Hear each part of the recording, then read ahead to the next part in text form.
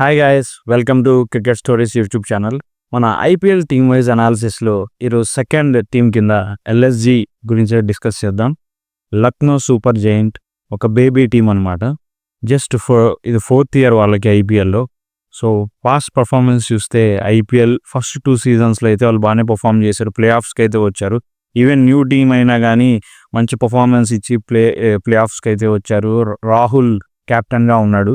And last సీజన్లో కూడా వాళ్ళు 7 మ్యాచెస్ గెలిచారు, 7 మ్యాచెస్ ఓడిపోయారు. నెట్ రన్ రేట్ వాళ్ళు అయితే రాలేదన్నమాట. సో ఈ ఇయర్ చాలా చేంజెస్ అయితే జరిగాయి అనమాట టీంలో. ఐపీఎల్ మెగా ఆప్షన్ అయితే జరిగింది. దాంట్లో వాళ్ళు పాత ప్లేయర్స్ కొంతమంది రిటైన్ చేసుకొని కొంతమంది న్యూ ప్లేయర్స్ని అయితే తీసుకున్నారు. And one of the historical buying అనేది చెప్పాలి, రిషబ్ పంత్ ఈ టీంకి కొత్త కెప్టెన్గా అయితే వచ్చాడనమాట. అండ్ అదేవిధంగా కీపర్ ఒక కీ ప్లేయర్ అనమాట ఎల్ఎస్జికి. సో టోటల్గా మీరు ఓవరాల్గా చూస్తే టీం ఎలా ఉందనుకుంటే Aiden Markram, David Miller, Ayush Badoni and అదేవిధంగా మిచెల్ మార్ష్ ఉన్నాడు, నికోలస్ పూరన్ని వాళ్ళు రిటైన్ చేసుకున్నారు చాలా హై అమౌంట్ 21 crores ఇచ్చి. అదేవిధంగా ఆయుష్ బదోనిని, అదేవిధంగా రవి బిష్నాయ్ని కూడా వాళ్ళు రిటైన్ చేసుకున్నారు. అండ్ బౌలింగ్లో వచ్చేసి మోస్ట్ ఆఫ్ ది టైం వాళ్ళకి ఇండియన్ బౌలర్స్ అయితే ఉన్నారనమాట ఈ సీజన్లో చాలా వరకు. అండ్ ఆప్షన్లో వాళ్ళు పర్ఫార్మెన్స్ అనేది చూస్తే ఓకే పర్వాలేదు, మరి అంత టాప్ క్లాస్గా అయితే లేదు. వాళ్ళు ఎంచుకున్న ప్లేయర్స్ రిషబ్ పంత్ మాత్రమే తీసుకున్నారు. అండ్ అదేవిధంగా ఈసారి వాళ్ళ టీమ్ కంపోజిషన్ చూస్తే నా దృష్టిలో అంత టఫ్గా లేదు అని అనుకుంటున్నాను. ఎందుకంటే లాస్ట్ టైం వాళ్ళకి మంచి ఆల్రౌండర్ ఉన్నాడనమాట, స్టాయినస్ని అయితే వాళ్ళు రిలీజ్ చేసేసారు. సో అదొక బ్యాడ్ మూవ్ అని చెప్పొచ్చు. సో అదేవిధంగా వాళ్ళు అవేష్ ఖాన్ని తీసుకొచ్చారు. అవేష్ ఖాన్ అయితే ఐపీఎల్ అంత బాగా ఏం పర్ఫామ్ చేయలేదు, బట్ అతని కోసం 9 crores అయితే వాళ్ళు స్పెండ్ చేశారు. సో అది కూడా కాస్ట్లీగా మారచ్చు, ఎందుకంటే వాళ్ళకి ఆల్రెడీ మోసిన్ ఖాన్ ఉన్నాడు, ఒక మంచి ప్లేయర్. సో అండ్ ఇంకొక same kind of skill set ఉన్న ప్లేయర్ని అయితే తీసుకొచ్చారనమాట. సో నా దృష్టిలో ఐపీఎల్ ఆప్షన్లో వాళ్ళంతా బాగా పర్ఫామ్ చేయలేదు. రిషబ్ పంత్ ఒకే 27 crores అయితే పెట్టాడు. రిషబ్ పంత్ వైట్ బాల్ క్రికెట్లో ఇంకా ప్రూవ్ చేసుకోవాల్సి ఉంది. అతని ప్లేస్ అనేది ఇండియన్ టీంలో అది ఫిక్స్డ్ కాదనమాట, ఎందుకంటే చాలా కాంపిటీషన్ వచ్చేసింది. రాహుల్ కూడా ఫినిషర్గా వచ్చేసాడు. సో రిషబ్ పంత్కి వైట్ బాల్ క్రికెట్లో, ముఖ్యంగా T20 క్రికెట్లో ప్లేస్ అనేది ఫిక్స్ కాదు. అది అతను అసలు టీంలోకి రాగలదా లేదా, ఎందుకంటే మీరు చూస్తే చాలామంది యంగ్ ప్లేయర్స్ వచ్చేసి టీమిండియాలో బాగా ఆడుతున్నారు.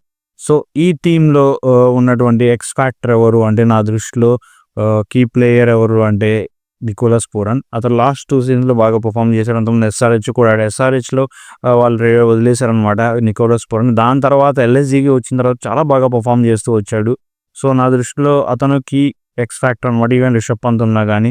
సో ఫారెన్ ప్లేయర్స్ చూస్తే మీరు ఆరియన్ మార్క్రమ్ ఉన్నాడు, కన్సిస్టెంట్ ప్లేయర్, ఎస్ఆర్హెచ్కి కెప్టెన్గా కూడా వర్క్ చేశాడు. సో అతను ఒక కన్సిస్టెంట్ ప్లేయర్గా అయితే ఉన్నాడు. అండ్ మిచెల్ మార్ష్ కూడా ఉన్నాడు. మిచెల్ మార్ష్ ఆల్రౌండర్, బట్ అతనికి అయితే క్లియరెన్స్ వచ్చింది. బట్ ఈ టైం అతను మోస్ట్లీ బ్యాట్స్మెన్గా అయితే అతను ఆడతాడు అనుకుంటున్నాడు, బౌలింగ్ చేయకపోవచ్చు. అతను ఇంటర్నేషనల్ క్రికెట్లో కూడా అంత బాగా ఏమీ బౌలింగ్ అయితే చేయట్లేదు రీసెంట్గా. అండ్ ఆయుష్ బదోని, గౌతమ్ గంభీర్ ఒక అద్భుతమైన ప్లేయర్ని అయితే ఫైండ్ అవుట్ చేసి ఎల్ఎస్జికి ఇచ్చి అతను వెళ్ళాడని చెప్పుకోవాలి. సో అతను రిటైన్ చేసుకున్నాడని తెలుస్తుంది, అతని యొక్క పొటెన్షియల్ ఏంటి అనేది. సో నా దృష్టిలో ఆయుష్ బదోని రిటైన్ అనేది ఒక మంచి మూవ్ అనమాట. అదేవిధంగా మెయిన్ స్పిన్నర్ ఈ టీంకి రవి బిష్నాయ్ ఒక అద్భుతమైన స్పిన్నర్. T20 క్రికెట్లో ఎల్ఎస్జికి చాలా మంచి పర్ఫార్మెన్స్ అయితే చూస్తూ వచ్చాడనమాట.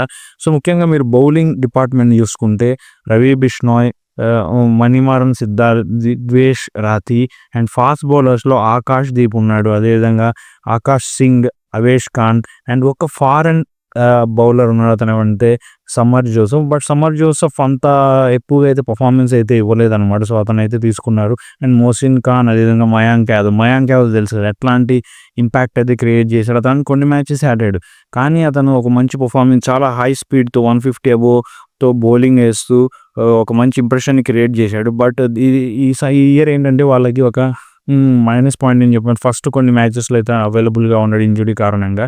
సో అతను వస్తే మాత్రం టీం యొక్క స్ట్రెంగ్త్ అనేది పెరుగుతుంది గ్యారంటీగా. సో నా దృష్టిలో అతను ఒక మంచి ఎక్స్ ఫ్యాక్టర్ అవుతాడు టీంకి. బట్ ఓవరాల్గా టీం చూస్తే నా దృష్టిలో ఇది ప్లే ఆఫ్స్కి వెళ్ళి అంత స్ట్రెంగ్త్ లేదేమో అనిపిస్తుంది. ఎందుకంటే మీరు చూస్తే David Miller, Nicholas Pooran, Rishabh Pant ముగ్గురు లోయర్ డౌన్ ఆఫ్ ది ఆర్డర్లో మంచి స్ట్రెంత్ అయితే ఉంది. బట్ ఓపెనింగ్‌లో మీరు చూస్తే ఎవరిని ఆడిస్తారు? యాడిన్ మార్కరమ్, డేవిడ్ మిల్లర్. యాడిన్ మార్కరమ్ అంత పెద్ద హిట్టర్ కాదు. అండ్ అదేవిధంగా మీరు చూస్తే మిచెల్ మార్ష్ ఉన్నాడు. నా దృష్టిలో అయితే ఈసారి రిషబ్ పంత్ ఓపెనింగ్ చేయాల్సి ఉంటుంది. అప్పుడు రిషబ్ పంత్ ఓపెనింగ్ చేస్తే మీకు నికోలస్ పూరన్ని 4th ప్లేస్‌లో పంపించచ్చు. 1 డౌన్‌లో వచ్చేసి మీకు యాడిన్ మార్కరమ్ ఆడతాడు. 5th ప్లేస్‌లో ఆయుష్ బదోని, తర్వాత మీకు ఎలాగో డేవిడ్ మిల్లర్‌ని మీరు ఫినిషర్‌గా పంపించచ్చు అనమాట. సో ఫినిషర్‌గా ఆల్రెడీ డేవిడ్ మిల్లర్ ఉన్నారు కాబట్టి ఈ స్టెప్‌ని అయితే మీకు ఎల్ఎస్జీ తీసుకోవచ్చు. 4th ప్లేస్‌లో నికోలస్ పూరన్ ఆడించడం. నికోలస్ పూరన్‌కి కొంచెం టైం అనేది దొరుకుతుంది. కొన్ని 1-2 ఓవర్స్ అతను నెమ్మదిగానే తర్వాత సెటిల్ అయ్యి బాల్‌ని హిట్ చేసి ఎక్కువ రన్స్ టీమ్‌కి స్కోర్ చేసే అవకాశం అయితే ఉంటుంది. సో ఇట్లా జరగాలి అంటే రిషబ్ పంత్ అయితే ఓపెనింగ్ రావాలి. అండర్-19 వరల్డ్ కప్ టైంలో కూడా రిషబ్ పంత్ ఓపెనర్‌గా అయితే ఆడాడనమాట. సో దాని తర్వాత నుంచి ఇప్పుడు ఇండియన్ టీమ్‌లో గానీ, ఐపీఎల్‌లో అతను 5th ప్లేస్‌లో వస్తున్నాడు డౌన్ ది ఆర్డర్‌లో. సో ఎక్కువ రన్స్ అయితే స్కోర్ చేయలేదు. ఒక్క సీజన్‌లో 600 రన్స్ అయితే స్కోర్ చేశాడు గానీ, ఐపీఎల్‌లో గానీ, ఇంటర్నేషనల్ టీ20 క్రికెట్‌లో గానీ అంతగా ప్రూవ్ చేసుకోలేదు. సో నా దృష్టిలో అతనికి ఇది సరైన టైం అనమాట. ఎలాగో అతనే కెప్టెన్ కాబట్టి అతను ఓపెనర్‌గా వస్తే టీమ్ కంపోజిషన్ బాగుంటుంది. అండ్ ఈ టీమ్‌కి మెంటార్ ఎవరు అంటే జహీర్ ఖాన్ ఇండియాకి one of the legendary fast bowler అనమాట. సో ఈ టీంలో మొత్తం కోర్ ఇండియన్ ఫాస్ట్ బౌలర్స్ అయితే ఉన్నారు. ఇండియన్ స్పిన్నర్స్ కానీ ఒకే ఒక సమర్ జోసెఫ్ లాంటి ఒక ఫాస్ట్ బౌలర్ తప్ప, ఫారెన్ ఫాస్ట్ బౌలర్ తప్ప ఎవరు లేరు. సో అండ్ ఆప్షన్లో కూడా వీళ్ళు 6 ఫారెన్ ప్లేయర్స్ మాత్రమే బై చేశారు. 8 మెంబర్స్కి ఛాన్స్ ఉన్నా కానీ తీసుకోలేదు. So minus points. సో వీళ్ళు గ్యారంటీగా ఇద్దరు ఫారెన్ ప్లేయర్స్ బై చేసి ఉంటే బాగుండేది. సో ఒక మంచి స్ట్రెంత్ అనేది యాడ్ అయ్యేది అనమాట టీమ్‌కి. దాన్ని మిస్ అయ్యారని చెప్పుకోవాలి. సో ఓవరాల్‌గా టీమ్ చూస్తే నాకు అంత ఇంప్రెషన్ అయితే కలగట్లేదు. గ్యారంటీగా ప్లే ఆఫ్స్‌కి వెళ్తుందా అనేది. సో మీరు ఇప్పుడున్న కాంపోజిషన్ టీమ్‌తో ఒక ప్లేయింగ్ 11 కనుక మనం క్రియేట్ చేస్తే Rishabh Pant opener along with Mitchell Marsh and Aiden Markram 3rd ప్లేస్‌లో and Nicholas Pooran, Ayush Badoni, David Miller. So ఇక్కడ వరకు అద్భుతమైనటువంటి బ్యాటింగ్ లైనప్ అయితే ఉంది. బట్ దాని తర్వాత సపోజ్ వీళ్ళందరూ త్వరగా అవుట్ అయిన తర్వాత ఎవరు రన్ చేస్తారు షోని? ఎవరు బిగ్ స్కోర్స్‌ని మెయింటైన్ చేయగలరు అంటే అంత స్ట్రెంత్ అయితే కనిపించలేదు. అబ్దుల్ సమద్ అండ్ షాబాజ్ అహ్మద్ వీళ్ళిద్దరు ఉన్నా కానీ వీళ్ళిద్దరు ఎస్ఆర్హెచ్‌లో అంతగా అబ్దుల్ సమద్ ఏదో 1 or 2 మ్యాచెస్ తప్ప అంతగా ఏం స్కోర్ చేయలేదు. అందుకని ఎస్ఆర్హెచ్ అతన్ని రిలీజ్ అయితే చేసిందనమాట. సో రవి బిష్ణోయ్, అవేష్ ఖాన్, మోషిన్ ఖాన్ ఇది ప్లేయింగ్ 11 బెస్ట్ ప్లేయింగ్ 11. సో వీళ్ళలో ఇంజూరీ అయితే ఎవరన్నా ఏంటి పరిస్థితి అనేది కూడా ఆలోచించుకోవాలి. బ్యాకప్ కూడా అంత స్ట్రెంత్ అయితే లేదనమాట ఈ టీంకి. సో తెలిసి లాస్ట్ ఇయర్ ఉన్నటువంటి టీమే బాగా అనిపించింది. మీకు రాహుల్ ఉన్నాడు, అదేవిధంగా స్టాయినిస్ అండ్ క్వింటన్ డికాక్ ఉన్న బాగుండేది. సో అతన్ని కూడా వీళ్ళు రిలీజ్ చేసేసారు. ఎలాగో 8 ప్లేయర్స్కి అవకాశం ఉంది. అతన్ని కనుక రీటైన్ చేసుకుంటే బాగుండేది అనిపిస్తున్నాను. సో నా దృష్టిలో లాస్ట్ 3 సీజన్స్‌లో 2 సీజన్స్ బాగానే పర్ఫామ్ చేశారు. ప్లే ఆఫ్స్‌కి వచ్చారు. అండ్ లాస్ట్ సీజన్‌లో అయితే రాలేదు. సో ఈ సీజన్‌లో స్ట్రెంత్ అనేది కొంచెం తగ్గింది. అనవసరంగా ఒక ప్లేయర్ మీద 27 crores అయితే వాళ్ళు స్పెండ్ చేసి వేరే మంచి ప్లేయర్స్‌ని తీసుకునే అవకాశాన్ని అయితే కోల్పోయారని అనుకుంటున్నాను. సో ఎవరైనా ఇంజురీ అయితే స్ట్రెంత్ అనేది తగ్గే అవకాశం అయితే ఉంది. సో నా దృష్టిలో వీళ్ళు రావాలి అంటే ప్లే ఆఫ్స్‌కి చాలా కృషి చేయాల్సి ఉంటుంది.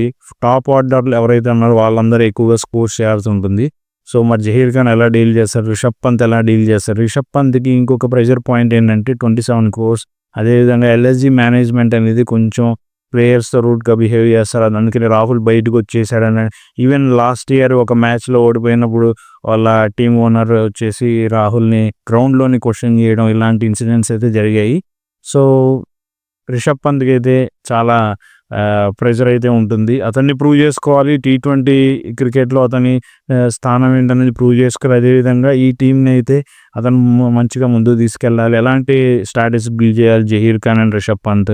సో అది నేను అనుకునేది. సో ఈ దృష్టిలో చూస్తే ఎల్ఎస్జీ కొంచెం టఫ్గానే ఉంటుంది ఈ సీజన్. సో మీరేమనుకుంటున్నారు? ఎల్ఎస్జీ మంచి టీమా? ప్లే ఆఫ్స్కి వెళ్తుందా? మీ ఒపీనియన్ కామెంట్ రూపంలో తెలియజేయండి. అండ్ నా ఛానల్ ఫస్ట్ టైం సబ్స్క్రైబ్ చేసుకోండి. మరొక వీడియోలో మళ్ళీ ముందుకు వస్తున్నాను. Thank you so much. Good bye.